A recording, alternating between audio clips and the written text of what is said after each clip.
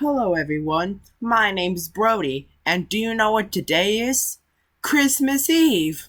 So I've got a story to read to you that is themed on Christmas named Mr. Snow by Roger Hargreaves.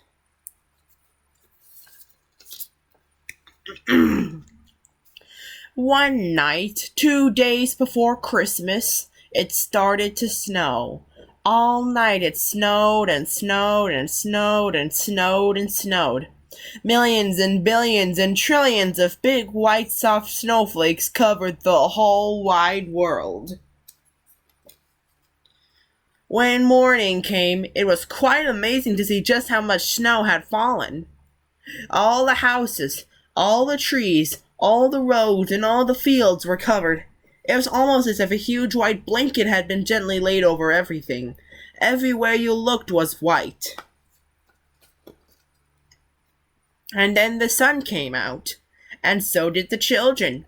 They were all dressed up and muffled up, wearing scarves and coats and gloves and boots, so that they wouldn't catch cold. All the children were so excited to see so much snow, which isn't surprising really because there was more snow than they had ever seen before. Some of them went on their sleds, racing down the hills. Some of them who didn't have sleds threw snowballs at each other. One little boy even made a snowball that was as big as himself. And some of the children made snowmen. Then it was Christmas Eve, which is today. The children all went home early so that they could go to bed early, so that they could get up early to see what Santa Claus had brought them. But that particular Christmas Eve, Santa Claus was in trouble. And the trouble was that it had snowed so much that Santa Claus was stuck. Really and truly stuck. There was so much snow that his reindeer simply couldn't pull his sleigh piled high with all the presents that he had to deliver to all the children. He sat down on his sack of toys and thought how he could manage to deliver all the presents and to all the children before they woke up on Christmas morning. "Oh dear," he said out loud inside. "Oh dear me, what am I to do?" Now, it just so happened that Santa Claus had gotten himself stuck just beside a snowman which one of the children had built. And that gave him an idea. A good idea. A very good idea. A very good idea indeed. "How would you like to help me?" he asked the snowman. But of course the snowman didn't answer, because snowmen can't talk, can they? "Of course I'll have to use some of my magic to bring him to life," thought Santa Claus to himself. So he tugged his white beard 3 times and muttered some Santa Claus-y magic words to it. Suddenly, you might almost say magically, the snowman did come to life.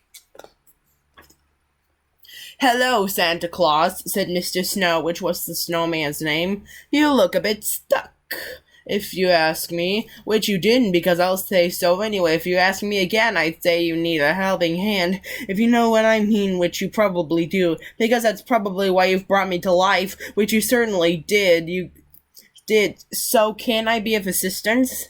Mr. Snow, as you might have gathered, was a rather talkative sort of snowman. "Exactly," beamed Santa Claus. "Let's get started."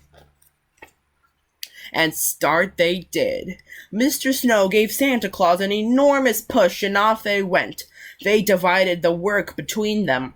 It was Mr. Snow's job to make sure that the right toys for all the right boys and all the right toys for all the right girls were put into the right sacks. It was Santa Claus's job to make sure he took all the right sacks down all the right chimneys and delivered all the right toys to all the right boys and all the right toys to all the right girls. Try to say that 5 times fast.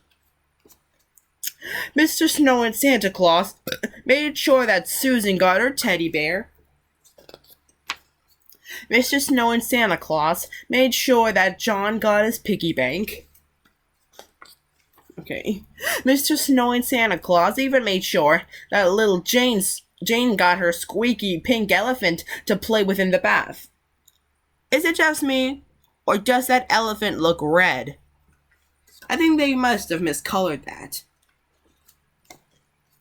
And then, all of a sudden, they discovered that, between them, they'd finished.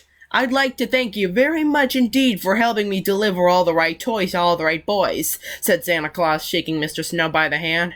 Not for getting all the right toys to all the right girls, replied Mr. Snow, shaking Santa Claus by the hand.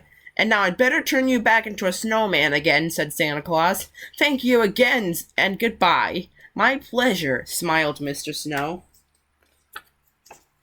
And do you know, from that Christmas to this Christmas, Santa Claus always chooses a snowman to help him. So the next time you build a snowman, you'd better make sure you build him properly, because someday somebody, might want that snowman to give him a hand. And you know who that would be, don't you? Be sure to like, comment, subscribe, and hit the notification bell, so that way you won't miss any of my new episodes. This is me signing out, and Merry Christmas, everyone!